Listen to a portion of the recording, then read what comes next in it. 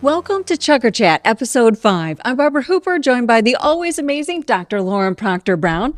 The winter season of Ocala Polo Club is now complete. The season finale was jam-packed, but first let's take a look back at some of the exciting matches from the final month at the Florida Horse Park. Lauren, tell us about the Bourbon Cup.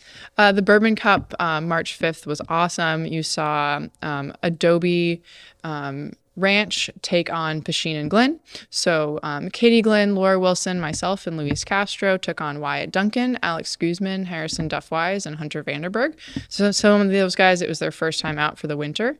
Adobe Ranch really took control. Hunter came out on his horse, Barbaresco, and he just took control from the first throw-in. Alex Guzman is a former polo cross player, so he's really good at the throw-in. He got the ball several times, passed it off to Hunter, and they ran to goal. So that was great for them.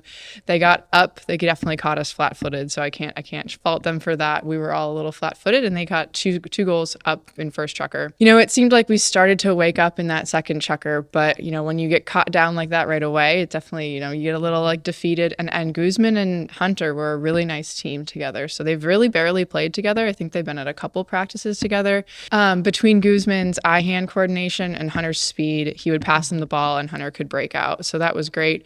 I do think I stole a ball from them and managed to get it down to the other side, but we were unable to find the goal.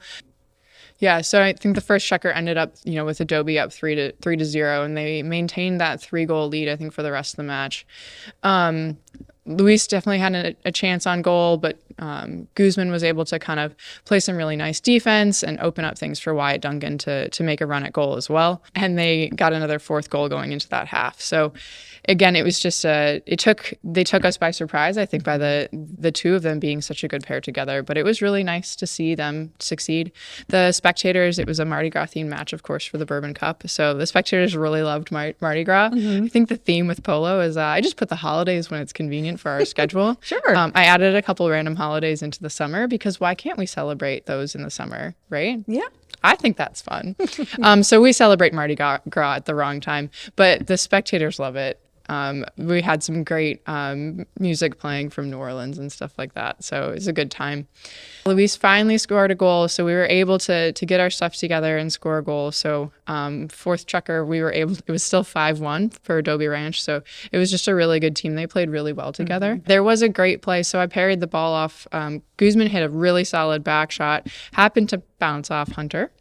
And then I picked that up and was able to take it to goal and then pass it for a nice little back shot to Castro, and he scored that for us. So that was a really cool play. I think some people saw the photo of Hunter's face. It's fine, but that is why you notice that some people have masks on their helmet so that the balls don't collide with our cheekbones. But it worked out for me. His cheekbone gave me a nice little pass. Gave me a bruise in the process. That ball was hit really hard. Yeah. So it bruised his face and then my leg, and then he was fine, so we kept playing. Okay. I think they continued on. They scored another couple ones. Again, it was just they played some really great teamwork. Hunter had a great match overall, so the final score was 7-2. So it was definitely some learning lessons for everybody. Barbaresco, ridden by Hunter in the first chukker, took home his second Movex Best Playing Pony Award in 2 weeks, so back-to-back. And then Guzman won the Most Valuable Player Award. So for his few chances to get on the field this winter, he did an excellent job. Wonderful. Very exciting. And yeah, it can get dicey out there. Yeah, Ball definitely. goes everywhere. Yeah, I value the mask on my helmet. Yes. I do not regret having that on there. This season I saw a couple come over the boards too. Mm-hmm. Yeah. Yep. So, luckily not often. because we're not aiming off the boards, like those balls aren't typically traveling fast. Right, exactly. But that is why the spectators are lined up back from the boards and stuff. So it's really good. Well, the women took center stage for the third annual Horsepower Cup and Porsche Parade. Now, speed was the name of the game for that match. Yes, definitely. So I think we had another 60 Porsches from two different Porsche clubs, the Thoroughbred Club locally here, and then the Citrus Club down towards Orlando. One of my favorite things all year is when I get to go over and tell them to start their engines, because that sound is so cool. Yeah. And we had Players' Choice Awards, Spectator Choice choice awards for the Porsches after they did their Porsche parade, and they just love coming out. Both clubs, they're full of great people, and the cars are really cool. I think the oldest ones from like the 60s all the way to modern Porsches. So it's really cool to see how they've changed too. And if anybody likes some horsepower and some fast cars, we definitely had some really cool ones. The flag that day was even presented by John Piccin and his wife Mary. So they carried the flag out in his brand new Porsche that just came over from Europe. So It was pretty cool. Avalon Farm, which was Katie Glynn, Nicole High, Marga Buchanan, and Allison Poor traveling up from Wellington, took on Team Resolute, which was Roxy White, myself, Laura Wilson, and Lauren Butterworth. So if you thought it would be difficult to have Laura, Lauren, and Lauren on a team, it was. We weren't really sure who was who. But it was great. From the first throw-in, you can see those teams got mixed up a little bit, and it was really nice for the trio of L's to get to play together because we often have to play against each other. And then the team with Allison, she's quite a strong player. So that was a really, it was a strong team on both sides. But it was hot from the moment, the first throw-in. I think every single woman out there should be exceptionally proud of how they played. Everybody brought out their best game. And because, it's just like every week, these women know each other so well that you can be your best competitor, because if you know everybody else's tricks, right, you have to come up with new tricks. And it's so much harder than playing against people that you don't know because they don't know all your tricks. So it was pretty cool. I think we were tied 0-0, I think, at first. But my first goal was so gorgeous. I think Roxy was defending me on the near side, and we had to carry it up the side. And it's difficult to play with women that tight. Took it across the goal mouth, and I had this beautiful cut shot, neck shot back to goal right underneath Allison's little nose. So glorious play. I'm still remembering it. My team cheered so loud. It was amazing. I'm not sure I'll be able to repeat it, but it was really nice. It was that was a fun way to score a goal and get us all on the board. Nice. I think Allison jumped out pretty early on. And she's a 4-goal player. I played with her down in Sarasota. She was able to slip through our defenses, and she was able to get Avalon on the board. So it was great. And then got that one tied up with that next shot. So it was phenomenal. Lauren Butterworth played a phenomenal back defense for us. She's really good at biding her time and then finding a hole. So Nicole Hyde tried really hard to give her a hard time, but when everybody else got taken over the ball, Lauren was there to sneak through those holes and score. So it was great. She honestly asked me at some point why I was being so quiet during this match. And I was like, because everybody here knows how to do their job so well. And that's true. We all know each other so well that we really didn't have to say anything. So that was really cool. And that added our second goal going into the half. So that was great. Juniper General Store was there to do some tasting. So I love Juniper. Have you gotten? Oh, yes. Very nice. Love them. Yeah. So they're lovely. Polly was out from Juniper General Store to do some tastings, and we love having them come out, and the spectators love it. So if you haven't checked them out, you definitely should. And then Katie Glynn is working really hard to try and catch me. So that made it kind of fun to evade her. So she was able to, we did a nice run all the way down the side with her giving me a little bit of a hard time, and she caused a turnover within 20 yards. I believe Nicole was able to pick that one up and turn it back to her team. So Nicole has really grown through the season. I think she's just had to get comfortable with everybody. She came in from California, and we're such a community. She was welcomed right away, but I think it's just taken her a little time to figure us all out. It is a little different. Yeah, right? Good different, though. Good different. I think it's good. Now she feels comfortable to try harder and to play a little harder. So she's really progressed. Margot and Wilson were just classic Margot. We're just beating up on each other for most of the day, giving each other a really hard time. And then Allison, kept getting them from within striking distance and pushing really hard. So she played a really good game. She had to play back and forward and really push her team. So that was really good for them. Roxy had a phenomenal game. She had some great plays. She had great positioning. Again, we didn't have to yell at anybody this time because she was used to playing and got herself in position, and I think she had an opportunity to score as well. And then Avalon continued, and I think they caught up, and then Wilson got her I think Wilson wanted to take a penalty too, because she needed to get her street cred back because of Sarasota. So she did help us score that last goal. Okay. And then got us to 3-1. They played a great final checker, and Allison scored them another goal, but left it at 3-2. And then, a really tough chukker to end it out. But unfortunately, we just didn't let them get through. Had a nice save shot in the goal mouth, which was glorious. I love those. Just barely crossing the line. So that's really cool for me to get those near side plays too. That's been really hard, and I've worked really hard to work on that. So great match. I don't know if I couldn't say enough about all of these women. They're incredible. And they honestly, every single one of them has improved this year. So it's great. That's wonderful. And so fun to watch too. Yeah. Personal excitement was my horse that I picked up off the Finger Lakes and that we trained. Her jockey club name was Once More for Love. So we call her Love. And she won the Movex Best Playing Pony Award. Nice. So that was awesome. And then Roxy earned her Sparkle Hat. So she got to join the Sparkle Hat Club. So she won Most Improved Player of the Day. And she had a great day. And the USPA ratings have come out and her rating did go up. So we're really, really proud of her for that. Wonderful. That's great news. And the Sparkle Hat. And the Sparkle Hat. Can't get it better than that. Yeah. You can't forget the Sparkle Hat. And I think she's so happy it had pink on it. I would be too. That's awesome. Right? It's perfect. Well, the Ocala Polo Winter season came to a close with the face-off with Five Oaks Polo and Team Resolute. Yeah, so the community was just out for the final match. All the VIP tents were sold out. I think the sideline was packed, so it was great. And Five Oaks Polo, captained by Wyatt Decker, joined forces with Roxy White, Laura Wilson, and Hunter Vanderberg, took on Team Resolute, which was Nicole High, Katie Glynn, Tori Siegloff, and David Eldridge. So if you know those names, you know that they play well together and they go way back. Tori was a student of David's while he was still coaching at Cornell. So lots of history on that team. Play got moving really quick, but the first chukker was held 0-0. Katie Glynn was playing her classic near side back. I think she developed that shot before anything. Her near side was better than her offside, which is rare. Most people are better at the forehand on their right side of their horse. But she had some really nice plays. She saved some plays off of Hunter and Laura. But Hunter and Laura make a really good team. If one gets taken out, the other one was there. So that was kind of a classic thing to see throughout the day. Resolute's defense would get the first play, but then the other, Hunter or Laura, respectively, would just pick up that next one. So they worked really exceptionally well together.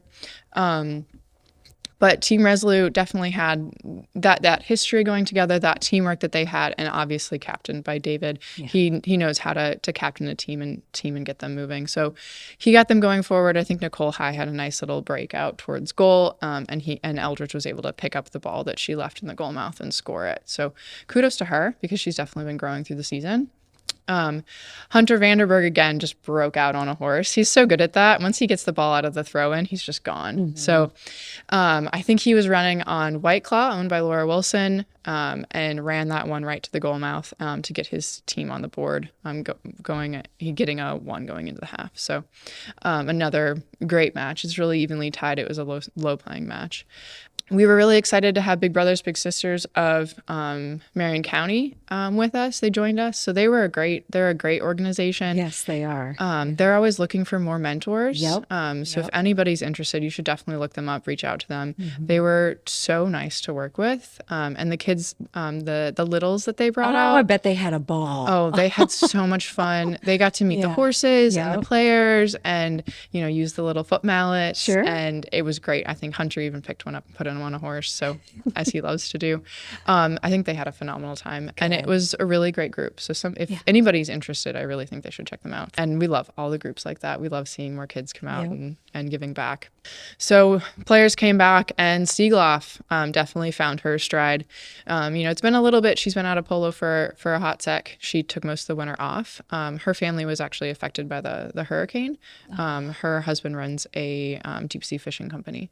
So they've had a little bit of a rough winter. Everything's fine. Everybody's safe. Good. But they're getting it. They're getting it. Takes back. time to get back. Exactly. So she passed a shot to Eldridge, who outran Vanderberg and scored it for Resolute to give them a lead. I think then they continued just to vie back and forth. Vanderberg ran towards goal, but Eldridge just another one of those saves, little near side back shot right out of the goal mouth. It just hurts when it's your ball. It just hurts. And then, Katie Glynn had several attempts on goal, but Roxy White was just there. She's really starting to figure it out. She's taken a really concerted effort at learning to play and getting better. So that was great. Wyatt Decker also similarly had some really key passes, but Tori and Nicole were just giving them a really hard time. And then, barely with 40 seconds to go, Hunter Vanderberg broke out on Pajarita and went to goal and scored it. So that made it a tie game, except for the handicap half. So we gotten asked this a bunch by the spectators, and this is a kind of, it's not obscure, but it's in the rule book, basically. How do you determine if two teams whose ratings aren't even, how do you determine how to make them even? And because these two teams had a goal separating them, that gave the lower ranked team a half goal handicap on the board. So that half goal can be really irritating. It ensures you can't have a shootout, but I think it makes it a little confusing for the players and the spectators. So Resolute did have a half goal handicap, and that's how they won the game. So the underrated team was able to come out with a victory. So that's kind of how those rules, the USPA rules, try to keep things even, and that's where those ratings come into play, where we talk about when the players are rated or if their rating is going up. That's how we make teams to know which teams are equal. So another Team Resolute horse came home with victory. So Team Resolute's Valkyrie, which was ridden by David Eldridge in second chukker, helped him get that goal, took home the Movex and Snacks Fifth Avenue Best Playing Pony Award. So that was great for her. Val is a pretty special pony. She's a little big for polo, but she's just so comfortable. David and I love playing her, but she's a big girl. So there's a lot of horse there, which is really cool. She's actually a local bred. Her jockey club name is Drills Girl, and she was bred at Laneway. So that's pretty cool for a Florida bred horse. We got her when she was about 2.5. So she's 5 or 6 now. I bet she's fun to ride. She's a favorite. She's not going anywhere.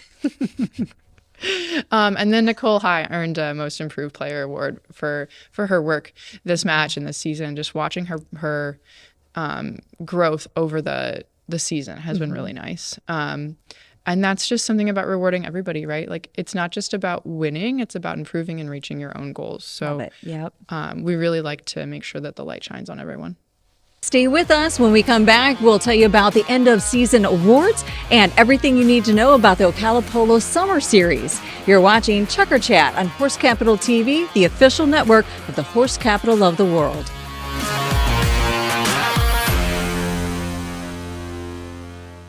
Hi, I'm Katie Glynn. We know there are many choices when it comes to hiring an accident and injury law firm, but there is just one Piccin Glynn. Working alongside my father, John Piccin, together we have served our hometown Ocala and all of Central Florida for over 75 years combined. We personally manage your case, are approachable, and will aggressively work to get the compensation you deserve. Piccin Glynn, experience and care when you need it most.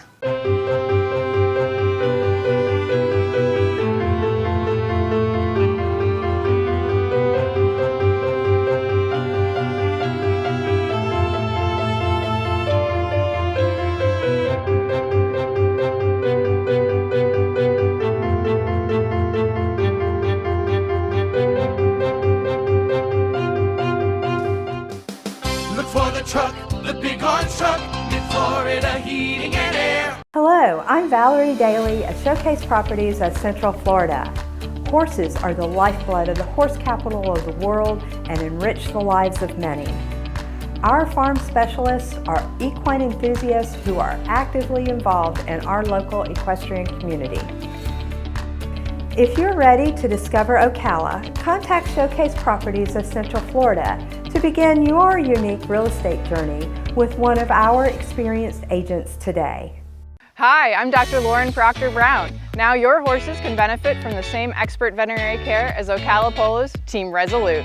At Resolute Equine Sports Medicine, we offer a whole horse approach, specializing in advanced equine dentistry, spinal manipulation, acupuncture, and integrative medicine. Ensure your horse is feeling and performing at their very best. Contact Resolute Equine Sports Medicine today.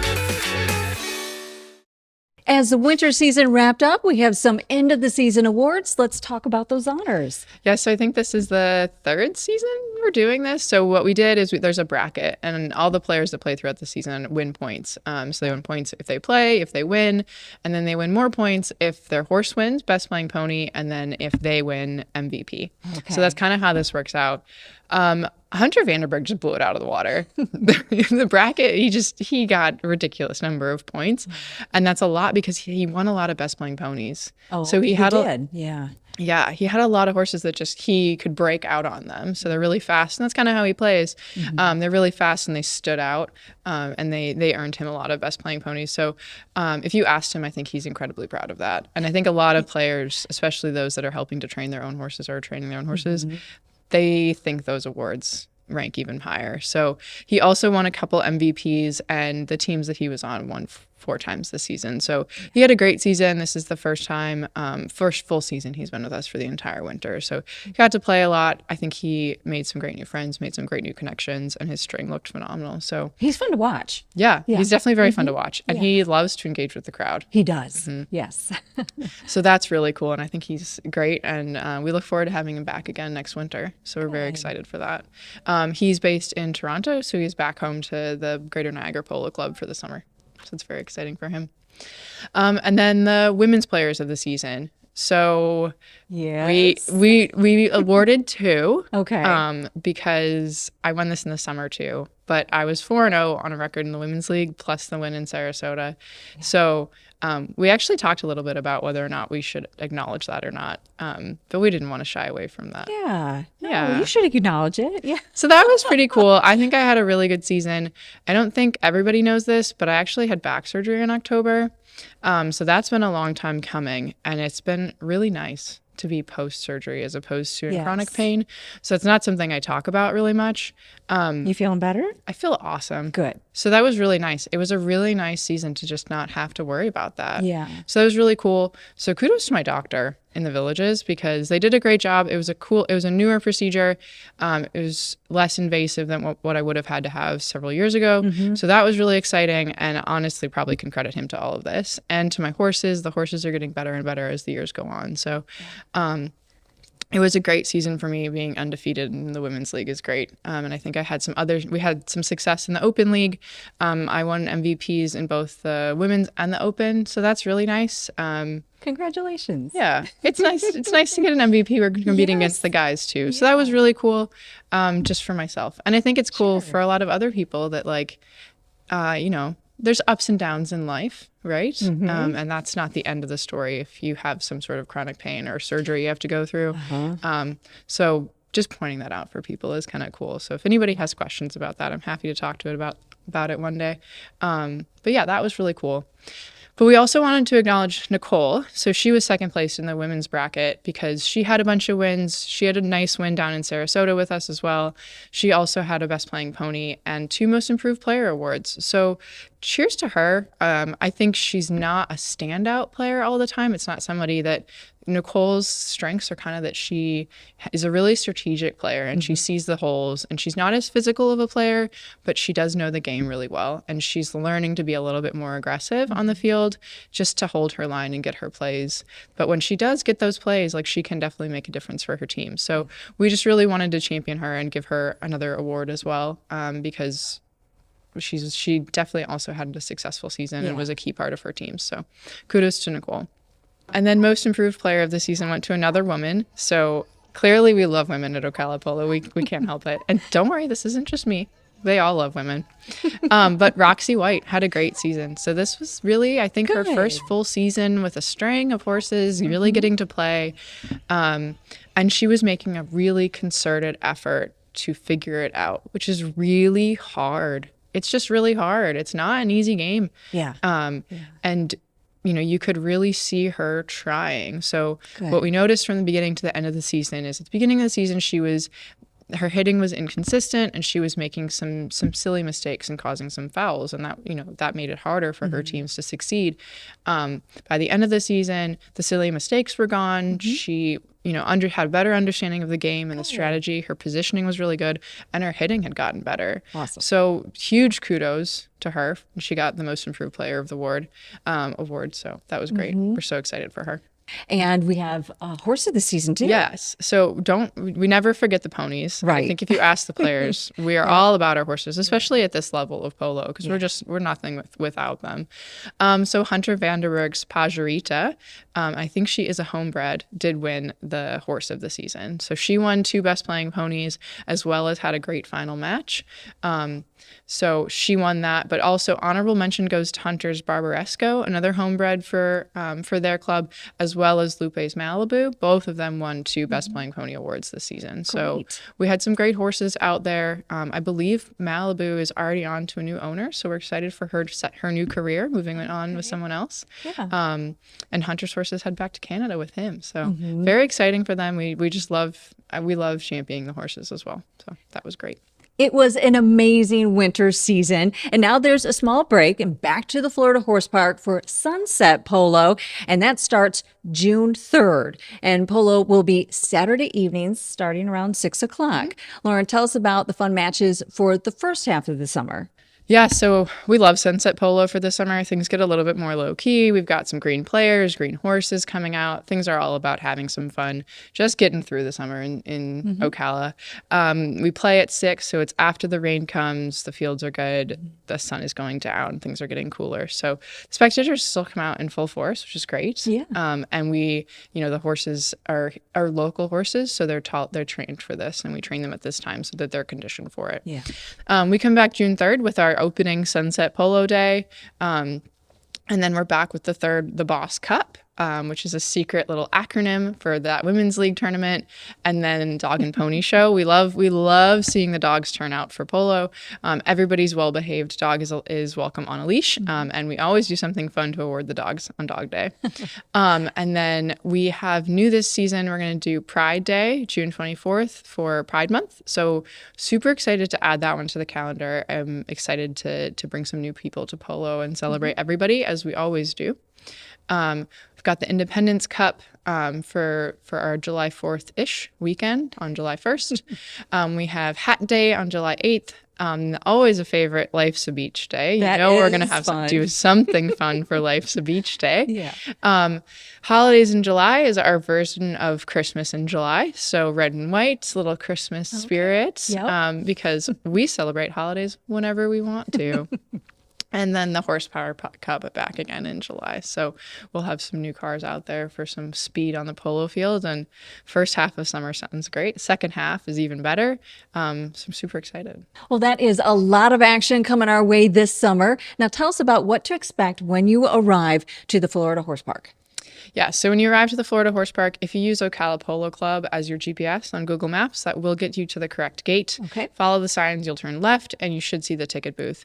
We love it when everybody reserves their tickets in advance, so you can get your VIP and reserve tailgate spaces in advance. The VIPs include a tent, which is great for the summer. Please purchase this in advance online. There is a small discount. If you don't, some of the tailgates that are left are remaining are available first come, first serve, and then general admission can be bought in advance. If you check out the website, you'll be very happy for the summer. If you reserve it in advance, general admission will be free.